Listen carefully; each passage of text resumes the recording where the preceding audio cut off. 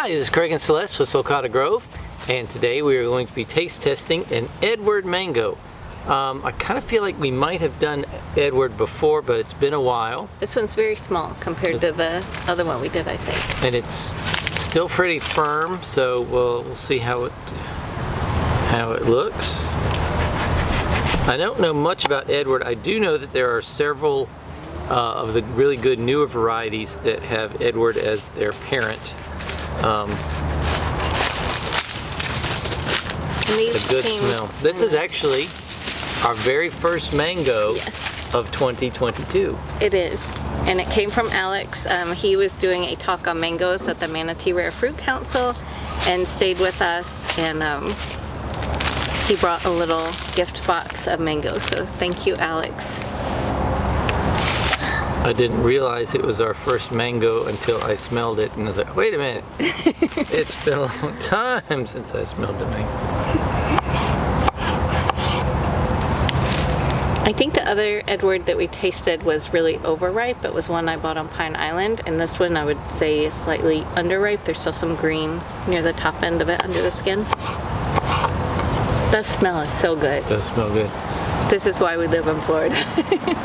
Maybe this also, I think, might be one of the parents. Oh no, it's not. It's probably a different one. I'm thinking of Coconut cream. Oh, the other one that smells really good. Eldon. Eldon, but I think Eldon's old too. This is usually like more coconutty to me, but lemony. Citrus. Yeah. No, it's less ripe. So. Yes, it's a little underripe still. But good, so if you like a more tart well, it's the mango. first one of the season. First one of the season is always good. But near the seed, where it's more ripe, you can get that coconut flavor. Where it's a little more creamy. I'm just getting citrus. But it's good citrus, so. This is one where I'm always like, I wonder if we should plant one. It's early for Alex. I don't know if it's early in other places. So if you're in Southwest Florida and grow Edward, I'm curious to know when it usually ripens. I don't remember of seeing Edward come up on the lists of early varieties, but it doesn't mean it's not. Seed on those. And Alex sells budwood and mangoes and mango trees. We were actually able to replace our dwarf Hawaiian, and he shipped us a 3-gallon tree in the mail. I got a piece near the tip that was more ripe and got some coconutty flavor.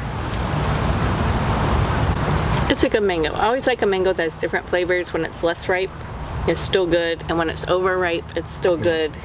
And I feel like Edward's one of those. We have to have a forgiving mango. Yeah, because we get busy and forget things. Did you want some, Valerie? I'll take the seed if Dad doesn't want it. That's going to be the best part. To me, this sort of has a bit of the blandness of a Glen, but more coconut taste though. Do you like it? Yeah, it's not an intense mango. It's not an intense flavor. It's not an intense flavor, which is why it sort of reminds me of Glen. But yeah, for first mango. It's super coconutty by the seed. If you know plant people or fruit people in your life, bringing them an early mango, their first mango of the year, you don't get much better than that when it comes to gifts. So. I'm